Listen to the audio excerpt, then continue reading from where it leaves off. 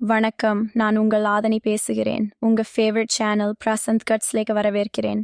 இன்று நாம் 2024 வெளிவரப்போகும் மிக கூடிய எதிர்பார்ப்புடன் இருக்கும் தமிழ் படமான வெட்டையன் ரஜினிகாந்த் பற்றி பேச போறோம். ட்ரைலர் பாத்தீங்களா? மாஸ் ஓவர்லோடட், ஆக்ஷன், ஈமோஷன், சர்வமும் கலக்கல். ஆனா இந்த ட்ரைலர் சொல்வதென்ன? இதோ இப்போ அதெல்லாம் நம்ம பிரசன்த் கட் ஸ்டைல்ல திருத்திக்கலாம். சரி, ட்ரைலர் ஆரம்பத்திலேயே ஒரு பெரிய குரல் கொடுக்கறாங்க. அவனை கைது செய்யுங்க. இது யாரை குறிக்கிறதுன்னு நீங்க யோசிக்கிறீங்களா? பொதுவாக இதெல்லாம் ஒரு பெரிய கொலைக்கு பிறகு சட்டமும் நீதியும் சரியாக வேலை செய்யல. அதனால கடுமையான நடவடிக்கை வேண்டும் என மாபெரும் போராட்டம் நடக்கிறது என்று தெரிகிறது. அது முதல் 30 வினாடிகளில் நமக்கு தெளிவாக ஒரு விஷயம் சொல்றாங்க. இது ஒரு சர்வசாதாரணமான கிரைம் த்ரில்லர் இல்ல. கொடூரமான ஒரு கொலை நடக்கிறது.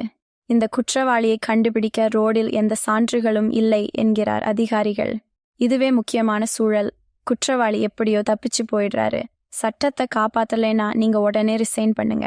இதுல போலீஸ்காரருக்கு பதில் தர ரஜினி கொடுக்கிற வார்த்தை என்னன்னா, 1 வாரம் வேண்டாம் சார், 3 நாள்ல முடிச்சிடலாம். அவ்வளோதான். அந்த ஒரு லைனில் மாஸ் ஓவர்லோட். இப்ப இதை நீங்க பார்க்க வேண்டிய முக்கியமான விஷயம் என்னன்னு பார்த்தா, கதை நீதி கொடுப்பதற்கான போராட்டத்தை காட்டுது. இதுல ரஜினிகாந்த் நீதியை விரைவாக தரணும்னு சொல்லிக்கிட்டே இருக்கிறார். ஆனால் நீதி சீக்கிரம் வரணும்னு நியாயமில்லாமல் முடிவெடுக்க கூடாது என்று ஒரு வேற குரலும் இருக்கிறது. இது மாஸ் பஞ்ச் டயலாக் மட்டும் இல்ல, ஒரு பெரிய சோஷியல் மெசேஜையும் கொடுக்குது. அதெல்லாம் இல்லாமல் ட்ரைலர் கிளைமேக்ஸ்லயே அப்படி ஒரு மாஸ் வரிசையை கொடுக்கறாங்க. என்னை எங்கேயும் மாற்றினாலும் நான் அப்படியே இருக்கிறேன். இந்த வார்த்தை ரஜினிகாந்த் எப்பவும் எப்படி இருந்தாலும் அவரது ஆற்றல், அர்ப்பணிப்பு, தைரியம் கூட எந்த மாற்றமும் இல்லை என்பதை காட்டுது. சரிங்க, இப்போ நம்ம ட்ரைலர் முழு விளக்கம் முடிஞ்சுது.